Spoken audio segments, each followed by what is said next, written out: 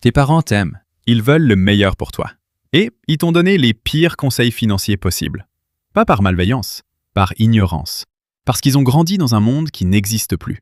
Le monde de tes parents, c'était un CDI à vie, une maison à 3 fois le salaire annuel, une retraite garantie à 60 ans et un livret d'épargne qui rapportait 8%.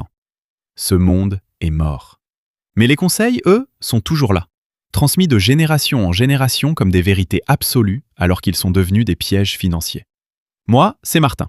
Et aujourd'hui, on va passer en revue les 5 pires conseils financiers que tes parents t'ont donnés, pourquoi ils avaient du sens à leur époque, pourquoi ils sont catastrophiques aujourd'hui et surtout, par quoi les remplacer. Si tes parents regardent cette vidéo avec toi, je m'excuse d'avance. Mais quelqu'un devait le dire. Le premier conseil que tu as entendu toute ta vie. Mets de l'argent de côté sur ton livret. Ton père te l'a dit, ta mère te l'a dit, ta grand-mère te l'a dit, le livret A, c'est sacré dans les familles françaises. Il y a presque 400 milliards d'euros qui dorment sur les livrets A en France. 400 milliards.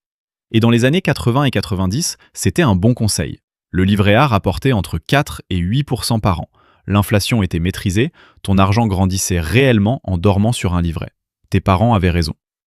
Aujourd'hui, le livret A rapporte 2,4%. L'inflation tourne autour de 2 à 3%. Ça veut dire que ton argent sur un livret A perd de la valeur chaque année ou stagne au mieux. 10 000 € sur un livret A aujourd'hui vaudront moins en pouvoir d'achat dans 10 ans qu'aujourd'hui. Tu perds de l'argent en le mettant de côté. Ton livret A, c'est pas de l'épargne, c'est un frigo qui décongèle lentement. Le livret A reste essentiel pour une seule chose, ton fonds d'urgence de 3 à 6 mois de charge, disponible immédiatement, garanti par l'État, parfait pour ça. Mais chaque euro au-delà de ce matelas qui dort sur un livret A est un euro qui meurt à petit feu. Le remplacement, tout ce qui dépasse ton fonds d'urgence va dans un PEA avec des OTF. Rendement historique moyen de 8 à 10% par an. Fiscalité avantageuse après 5 ans. C'est là que ton argent travaille vraiment. Le deuxième conseil sacré. Achète ta maison. Le loyer, c'est de l'argent jeté par la fenêtre. Tes parents te le disent, tes grands-parents te le disent, ton oncle qui a acheté en 1995 te le dit à chaque repas de Noël. Et dans leur époque, c'était brillant.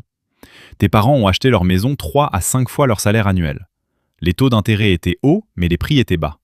En 30 ans, leur bien a pris 300 à 500% de valeur. Ils ont fait le meilleur investissement de leur vie sans même le savoir. Aujourd'hui, le prix moyen d'un logement en France, c'est environ 7 à 10 fois le salaire annuel médian. À Paris, c'est 15 à 20 fois. Les taux ont remonté. L'apport demandé est énorme. Et les frais de notaire, les charges de copropriété, la taxe foncière, l'entretien, tout ça s'additionne. Faisons un calcul rapide. Tu achètes un appartement à 250 000 € avec un crédit sur 25 ans à 3,5%.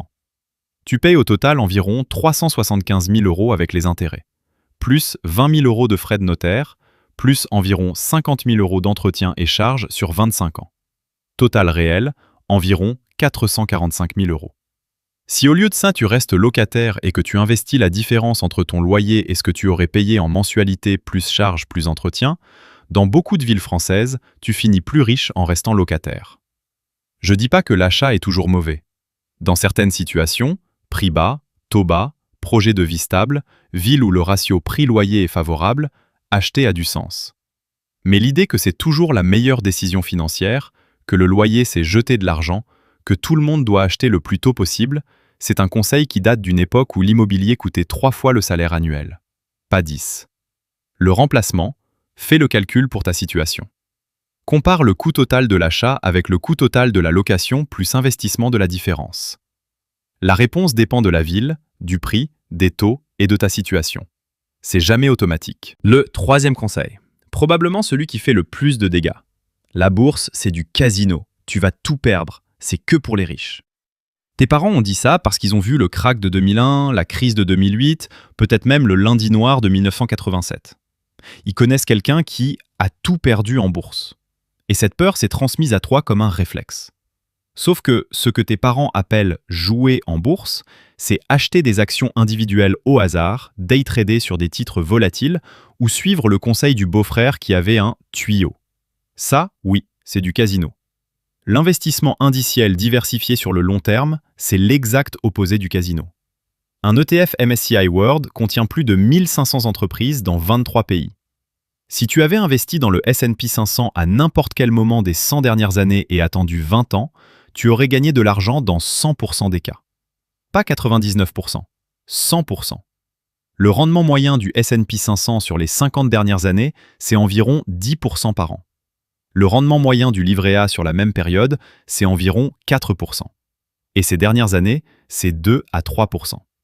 300 € par mois investis en bourse à 8% pendant 30 ans donnent environ 440 000 €. Les mêmes 300 € sur un livret A à 2,5% donnent environ 155 000 €. La différence, 285 000 €, c'est le prix du conseil de tes parents. 285 000 € de manque à gagner juste parce que quelqu'un t'a dit que la bourse, c'est du casino. Le remplacement? Un PEA en ligne, un ETF monde, un virement automatique mensuel. Tu investis passivement dans l'économie mondiale. C'est pas du casino.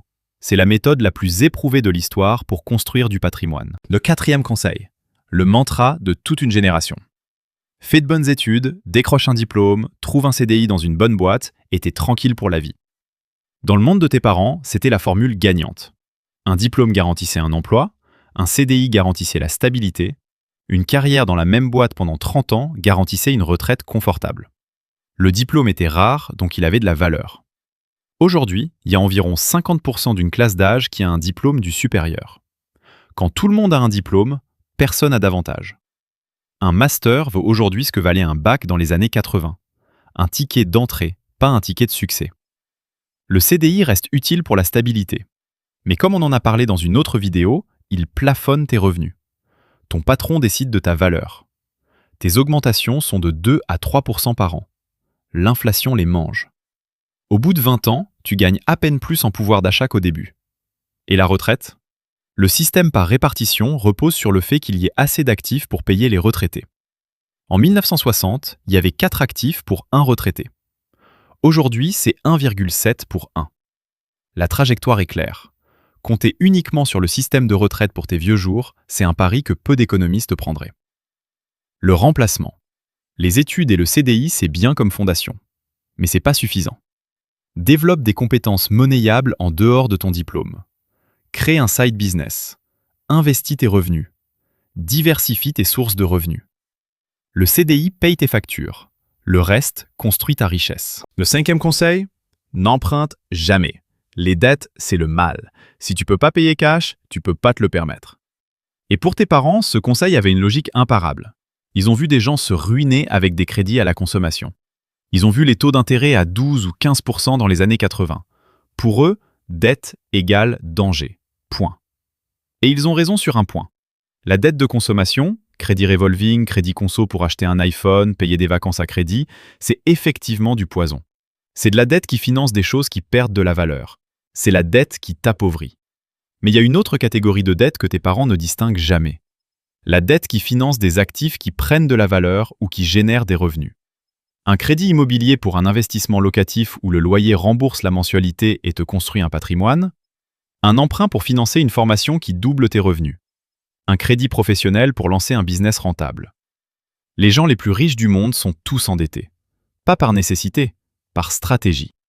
Ils empruntent à 3% pour investir dans des actifs qui rapportent 8 à 10%.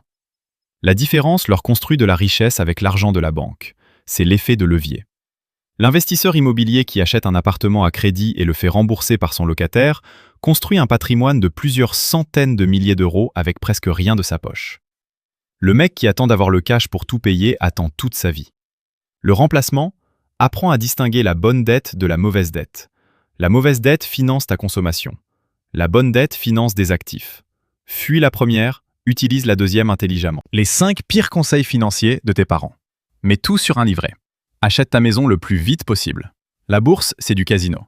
Un bon diplôme et un CDI suffisent. Évite les dettes à tout prix. 5 conseils qui étaient brillants dans les années 80 et 90. Et qui sont devenus des pièges financiers en 2026. Tes parents avaient raison pour leur époque. Le livret A rapportait 8%. L'immobilier coûtait 3 fois le salaire annuel. Un diplôme garantissait un emploi stable. Les crédits étaient à 15%. Le monde a changé. Les conseils doivent changer aussi. Le problème, c'est pas tes parents. Le problème, c'est que personne leur a dit que les règles du jeu avaient changé. Et maintenant, c'est toi qui portes le poids de conseils périmés. La bonne nouvelle, c'est que maintenant, tu sais. Et la différence entre ceux qui restent bloqués et ceux qui avancent, c'est pas le salaire, c'est pas le diplôme, c'est pas l'héritage, c'est l'information. L'information que tu as maintenant et que tes parents n'avaient pas. Utilise-la. Et peut-être que dans 30 ans, tes enfants regarderont une vidéo qui explique pourquoi tes conseils étaient dépassés. Et ce sera la preuve que tu as bien joué pour ton époque. Exactement comme tes parents l'ont fait pour la leur.